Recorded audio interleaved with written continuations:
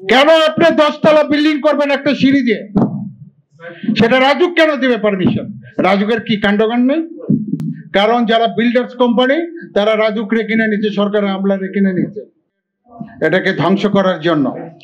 এই সারফেস ওয়েবটার জন্যই আপনি বিল্ডিং গুলো তছনছ হয়ে যায়, যত স্ট্রাকচারাল এগুলাকে তছনছ হয়ে যায়। আর মোট কথা হলো আমাদের যে মাটিগুলো আছে সব হলো সেডিমেন্টারি, আর্টিফিশিয়াল আর্থ ফিলিং করা।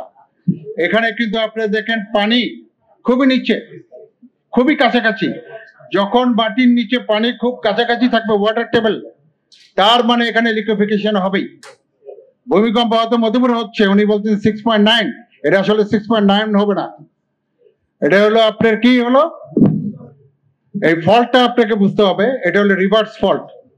আর হলো আপনার এখানে হলো আপনার ট্রাইস্যাক্ট ফল্ট। এই ফল্ট গুলোতে ভূমিকম্প হলে পরে ইট উইল গো বিয়ন্ড 8, এবং এটা রেখা, এটা কোনোদিনই ভূমিকম্প যদি বলে থাকে মধুপুরের এটা হলো ট্রাইস্যাক্ট ফল্ট, এখানে ভূমিকম্প আপনার 7-8 রিক্টার স্কেলের উপরে হবে। সেখানে ভূমিকম্প হয়তো হয়েছে, কিন্তু আমি ঢাকার মাটিটা খুব খারাপ, এখানে ইন্টেন্সিটি অনেক বেশি হবে। এবং এই বিল্ডিং গুলো যদি এগুলা যদি আপনার ওয়াটার টেবিল তারপরে সোয়েল এগুলো না মেপে যদি বিল্ডিং করা হয়, ঠিক মতো পাইলিং না দেওয়া হয়, তাহলে এই ভূমিকম্প হবে। যার ফলশ্রুতিতে আপনি দেখবেন ঢাকা শহরে 8 লাখ বিল্ডিং রয়েছে, এর ভিতরে ম্যাক্সিমাম কেন কি, কারণ এগুলোর ভিতরে রয়েছে শর্ট কলাম, তারপরে হলো ওভারহ্যাঙ্গিং বিল্ডিং, মেশিনারি বিল্ডিং, তারপরে ইররেগুলার বিল্ডিং, জমি হলো এক কাটা বানিয়ে রাখছেন 20 তলা, এগুলো তো ভেঙে পড়বেই। আর বড় সমস্যা হলো আমরা কেউ জানি না ভূমিকম্পের কথা। আমি আপনি জানি ভূমিকম্প কোনোদিন দেখেছেন? আমি আপনি দেখি নাই, এবং দাদার কাছেও আমরা গল্প শুনি নাই। এই শুনতেছি বাঘ আসবে আসবে আসবে, কবে যে আসবে, তার মানে আমাদের কোনো এক্সপিরিয়েন্স নাই। আমরা কোনো বিল্ডিং কোড বানিয়ে নেই, এখানে ইঞ্জিনিয়ার সাহেবরা বেশি রয়েছে, তারা বড়গুলো বলতে পারবে যে তারা বিল্ডিং কোড ইনশিওর করতে পারছে, করতে পারে নাই। যত বক্তব্য আমি শুনতেছি, আমি ফায়ার সার্ভিসের 2013 সাল থেকে, এবং আমার জার্নি শুরু হয়েছে রানা প্লাজা থেকে, এই একই বক্তব্য একই সারিন্দা আমি শুনে আসতেছি, কোনো ইমপ্লিমেন্টেশন নাই। তাহলে ব্যর্থটা কোথায় হচ্ছে? কেন আপনি 10 তলা বিল্ডিং করবেন একটা সিঁড়ি দিয়ে? সেটা রাজুক কেন দিবে পারমিশন? রাজুকের কি কাণ্ডজ্ঞান নেই? 2006 সালে যে বিল্ডিং ছিল 6 তলার উপর হাই রাইজ বিল্ডিং, 2020 সালে এটা 10 তলার উপর হাই রাইজ বিল্ডিং রাজুককে আমরা করে। তার মানে এখানে 2 নাম্বারই, কারণ যারা বিল্ডার্স কোম্পানি তারা রাজুকরে কিনে নিচ্ছে, সরকারের আমলারে কিনে নিচ্ছে। সেই জায়গাতে তো আপনি ঠিক করতে পারতেছেন। আজকে আমরা এই হাইপোথিসিস বক্তব্যের কোনো লাভ নাই। আপনি যত সায়েন্টিফিক এগুলো করছেন, দিদার প্রজেক্ট ইয়া, এগুলো 5 পয়সা মূল্য নেই, কারণ আপনি ইমপ্লিমেন্টেশন করতে পারেন নাই।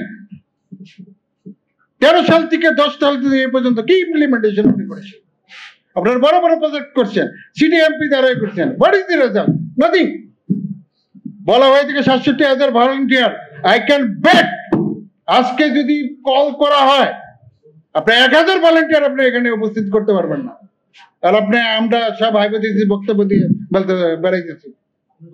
ফায়ার সার্ভিসের কথা বলতেছেন, ফায়ার সার্ভিসের বাইরে করতে যন্ত্র, যত যন্ত্র কিনবেন তত টাকা। এটা ডিজাস্টার মিনিস্ট্রি থেকে বিভিন্ন থেকে খালি যন্ত্র কিনে দিচ্ছে, কিন্তু এই যন্ত্রগুলো চালানোর জন্য যে লোক লাগবে ফায়ার সার্ভিসের সেই লোক আছে? আপনি হাউ ক্যান ইউ এক্সপেক্ট 17টা স্টেশন মাত্র হলো 30 জন লোক, সে 3 কোটি লোকের সেবা এখানে দিতে পারবে? I said the example. আমি প্রফেশনাল, আমি যুদ্ধ করার লোক, আমি রানা প্লাজা থেকে গিয়েছি, আমি ইভেন নেপালে করেছি, গ্রাউন্ডের লোক। সেই ভিত্তিতে বলছে আজকে যদি এই জায়গায় ভূমিকম্প হয় আপনার উদ্ধার করতে কে আসবে?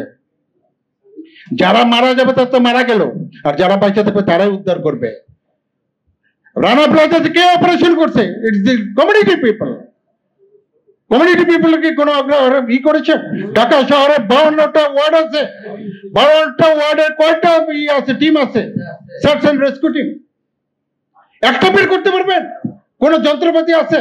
আরে ভাই আমি ফায়ার থেকে 12টা আমরা ওয়ার হাউস বানাই দিছি, সেই ওয়ার হাউসের যন্ত্রপাতি নাই। আরবান রেজিলিয়েন্সের পকেটে আলাল ভাই ছিলেন। তা শুধু প্রজেক্ট দ্বারা করালে হবে না ভাই, এই সমস্ত বক্তব্য মানে প্রজেক্ট দ্বারা করবেন, এটা ইমপ্লিমেন্টেশন হবে না। ইউ ফাইন্ড আউট যত প্রজেক্ট হয়েছে কেন ইমপ্লিমেন্টেশন ওই লোকগুলোর আপনি এখন জবাই করেন, দিস দ্য টাইম কেন এর ইমপ্লিমেন্টেশন হয় নাই? আজকে যদি আইডেন্টিফাই করতে পারেন আপনি যে আমি disaster paradigm, by disaster paradigm এত সোজা না, আপনি শিফটই করতে পারেন নাই। Could you change your mindset of your RAJUK প্রধানের মাইন্ডসেট চেঞ্জ করতে পারছেন? আপনি মন্ত্রীর মাইন্ডসেট চেঞ্জ করতে পারছেন? তো ডিজাস্টার ওই যে আপনার প্যারাডাইমকে আপনি শিফট হলো, ওই পাটের মাথায় তো শিফট করতে পারেন নাই।